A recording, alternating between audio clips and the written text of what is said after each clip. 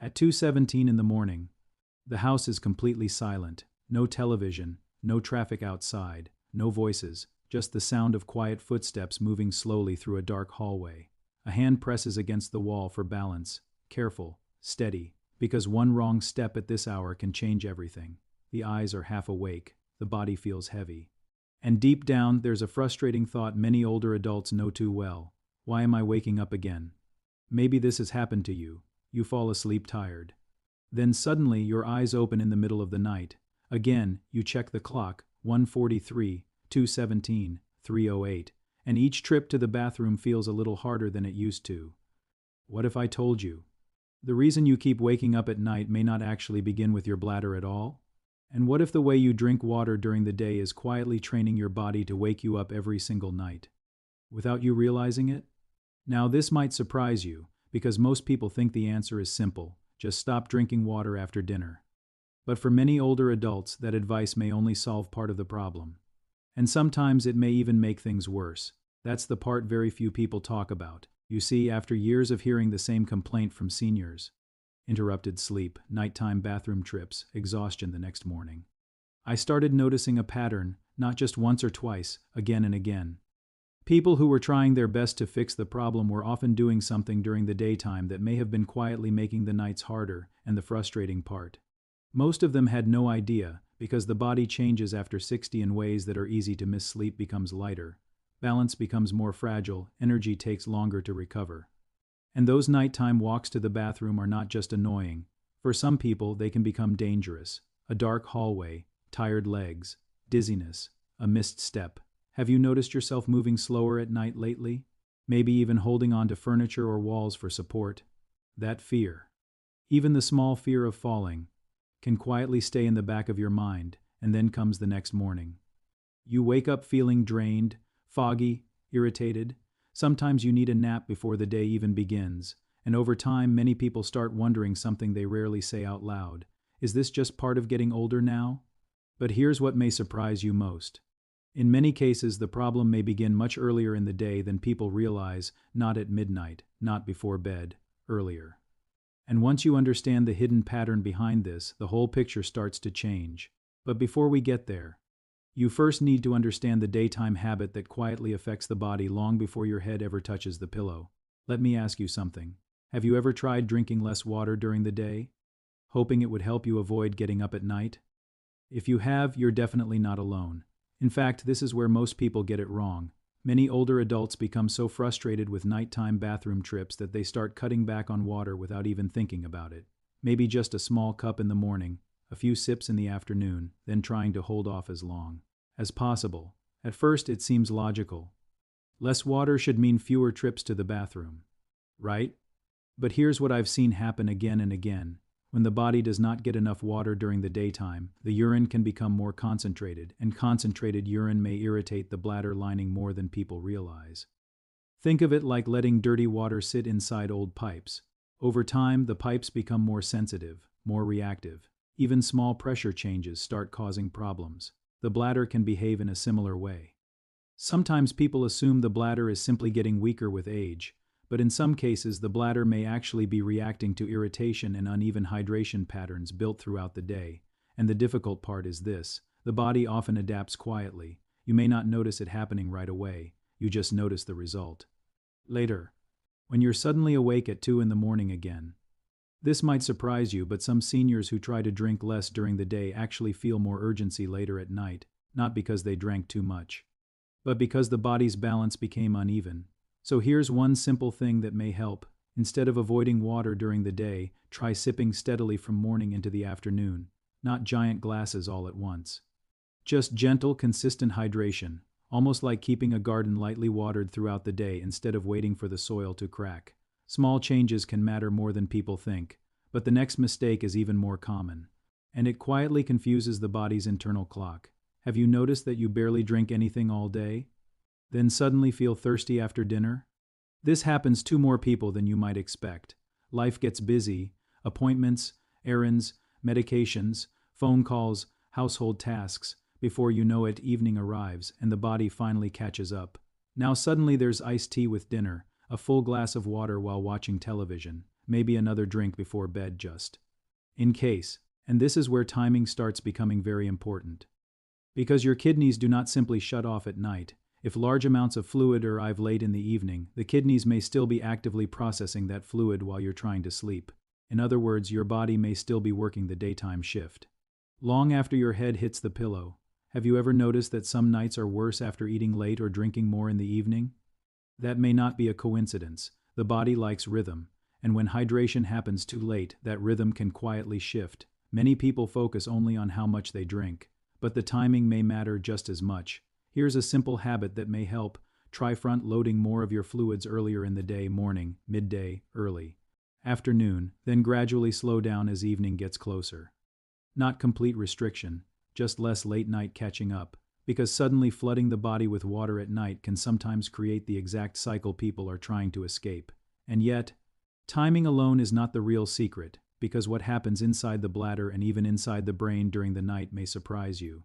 Now here's something many people never stop to think about. What if the bladder is not always the thing waking you up first? The next sign is something many older adults ignore for years. As we age, sleep often becomes lighter, not necessarily worse.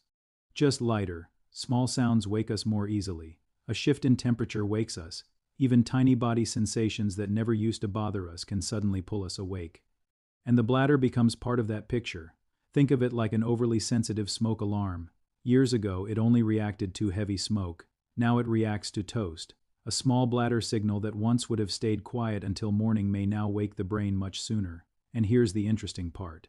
Sometimes the body wakes up first for another reason entirely. Then notices the bladder afterward. That detail surprises many people. You wake slightly, you become aware. Then suddenly your brain says, well, since I'm awake, I may as well go to the bathroom. Over time, the body can begin repeating this pattern night after night, almost like training itself. Now, that does not mean nighttime urination should always be ignored. Persistent changes can absolutely be worth discussing with a healthcare professional, but it does mean the story may be more complicated than my bladder is failing. So here's one small thing that may help support deeper sleep. Try reducing stimulation before bed. Less bright light, less television noise, less late-night scrolling on the phone. Create a calmer landing for the brain, because sometimes improving sleep quality may reduce how often small bladder signals wake you. But there's another hidden trigger that many people never suspect. And this one may begin in your legs. Yes, your legs. This might surprise you, but your legs may actually be affecting your sleep more than your bladder itself. Here's what can happen. During the daytime, especially after long periods of sitting or standing, fluid can slowly collect in the lower legs and feet. Maybe you've noticed socks leaving marks on your ankles, or shoes feeling tighter in the evening. Many people brush this off as normal aging, but then nighttime comes, you lie down, and suddenly that pooled fluid begins moving back through the body, almost like water flowing back through a blocked street once traffic finally clears. The kidneys notice this returning fluid, and then they begin processing it at night, which can mean more urine production exactly when you're trying to sleep. For some people, this creates a cycle they never connect together. The problems seem to start in the bathroom, but part of it may have quietly started in the legs hours earlier. Now, this does not mean every swollen ankle is serious, but it may be worth paying attention to patterns. One simple habit that sometimes helps: gentle walking in the evening, or sitting with the legs slightly elevated before bedtime. Nothing extreme, just helping the body redistribute fluid earlier before sleep begins. And what comes next is where many nighttime problems quietly begin, because your body actually follows a hidden hydration rhythm throughout the day. And most people accidentally disrupt it without realizing it. Now let me show you something I've seen again and again. A person spends most of the day barely drinking water. Then evening comes, and suddenly they drink 2 large glasses almost back to back, maybe one with dinner, another while watching television, and sometimes one more right before bed because they're worried about getting dehydrated overnight. It feels harmless, even healthy. But this is where the body can begin learning a nighttime pattern. You see, when large amounts of water arrive all at once late in the evening, the kidneys react quickly. The body says, we need to process this. And unfortunately, that process does not pause just because you turned the lights off. Now the bladder begins filling. During the exact hours your body is supposed to be resting deeply. And over time, something interesting may happen. The bladder can become more reactive to stretching. Think of it like repeatedly overfilling a small balloon. Eventually, even moderate pressure starts feeling urgent. That urgency can begin waking you earlier and earlier, not always because the bladder is completely full, but because the body has become highly alert to the sensation. Have you noticed nights where it feels urgent, but not very much urine actually comes out? That experience can sometimes point towards sensitivity and timing patterns rather than simple too much water. And here's something important. The body remembers routines. If the same pattern repeats night after night, your internal clock may begin expecting nighttime bathroom trips. Almost like setting an alarm without realizing it. So what can help? Instead of drinking large amounts at once, try spreading hydration gently throughout the day. Small, steady sips, morning, midday, early afternoon. Not forcing water, not avoiding it either. Just creating a smoother rhythm so the body does not have to play catch up at night, because dramatic swings in hydration may confuse the body more than people realize. But the next habit may be even harder to notice. And many people blame the wrong thing completely. Many people blame water. But it may not actually be the water itself causing the problem. This might surprise you. Sometimes the real nighttime trigger is hiding in the evening routine: a cup of tea before bed, coffee after dinner, a bowl of soup, alcohol during a late meal, even certain fruits late at night. Now, none of these are automatically bad, but many of them can increase urine production or stimulate the bladder in ways people don't connect until much later. Warm drinks especially can become powerful habit signals.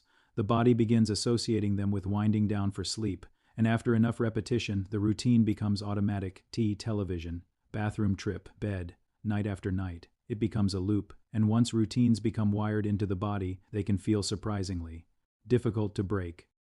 Have you ever noticed that even on nights you drink less water, you still wake up anyway? That's often the moment people realize something deeper may be happening, because the body responds not only to fluids, but also to patterns. Here's one gentle adjustment that may help. If you enjoy tea, coffee, or larger drinks in the evening, experiment with moving them earlier by a few hours. Not removing everything you enjoy, just shifting the timing slightly. Sometimes the smallest schedule changes create the biggest nighttime difference. And if you've noticed you're waking up more than once a night lately, just comment yes below.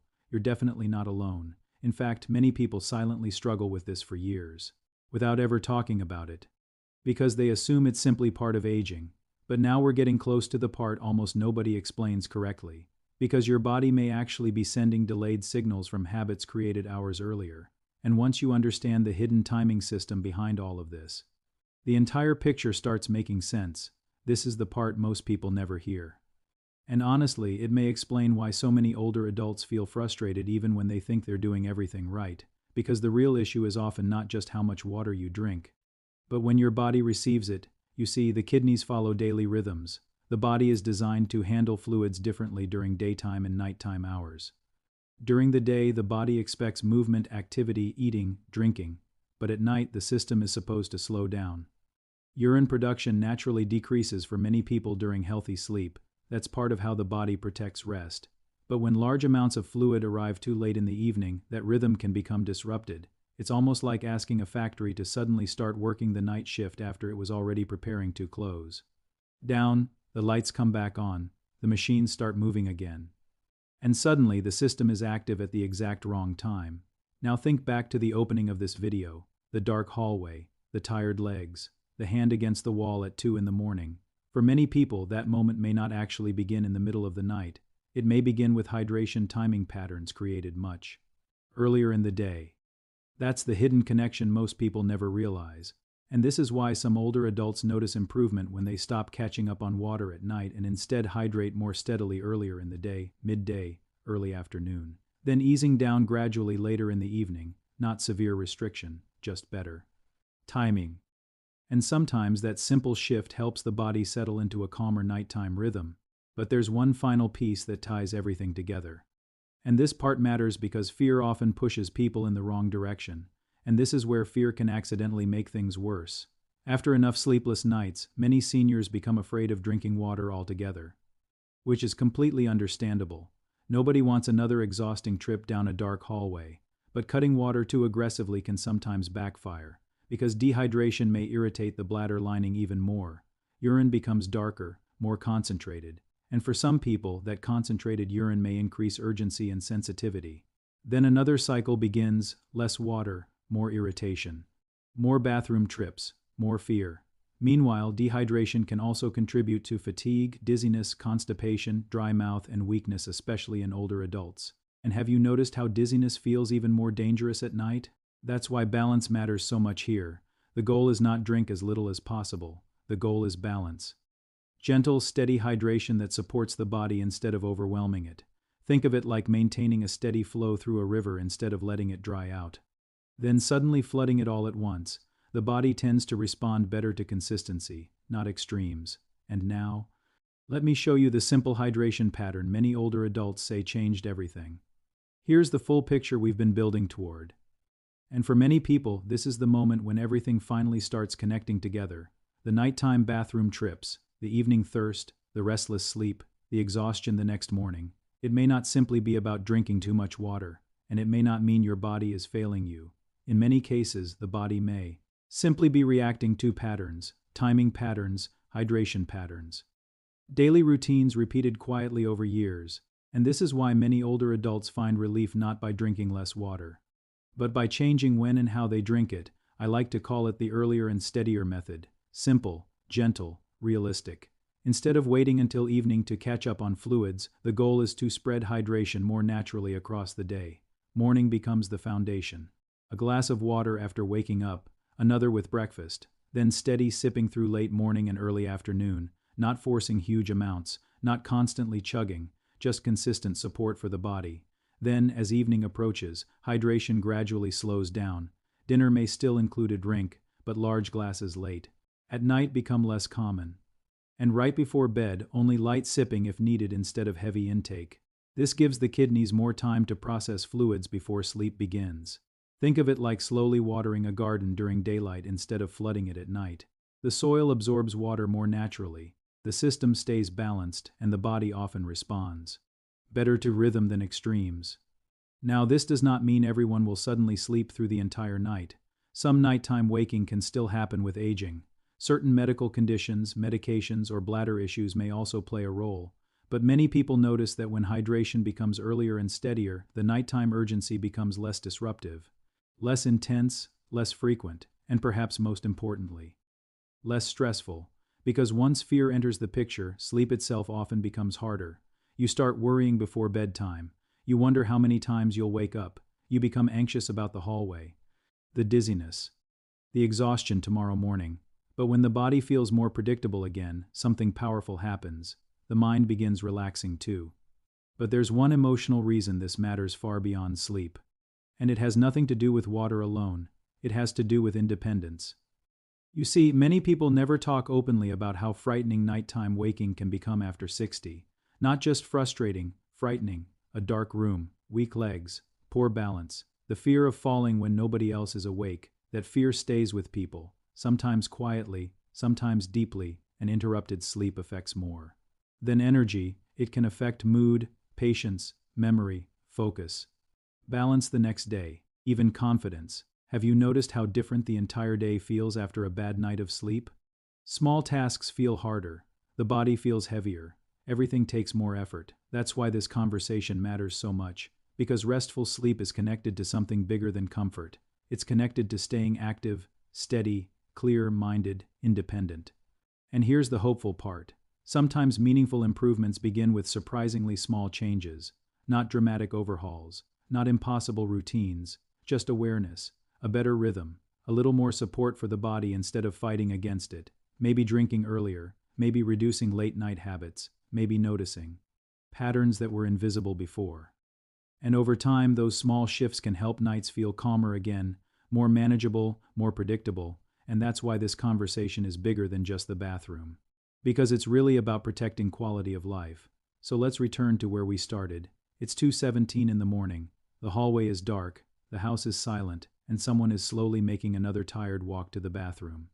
For a long time, many people assume their body is simply betraying them, that aging alone is taking control. But now you can see the bigger picture. The body was never simply betraying you. It may have been reacting to timing patterns built quietly over years, patterns in hydration, patterns in evening habits, patterns the body learns slowly over time. And once you understand that, something important changes. Because now there's hope, not false promises, not magic cures, just small, realistic adjustments that may help support better sleep and a calmer night. So here's what I encourage you to do. For the next week, simply observe your patterns. Notice when you drink most of your fluids, pay attention to evening habits. Watch how your body responds, and if nighttime urination continues worsening or comes with pain, swelling, burning, blood in the urine, or major sleep disruption, it's always worth speaking with a healthcare professional, because your body deserves attention, not frustration. And remember this, restful sleep is not just about comfort. It's part of staying strong, steady, sharp, and independent as the years go forward. If this video helped you, share it with a spouse, a parent, a friend, or anyone who keeps waking up tired in the middle of the night. And subscribe for more simple health insights explained clearly, calmly, and in a way that truly makes sense. Because sometimes the smallest daily habits can quietly change the way we age.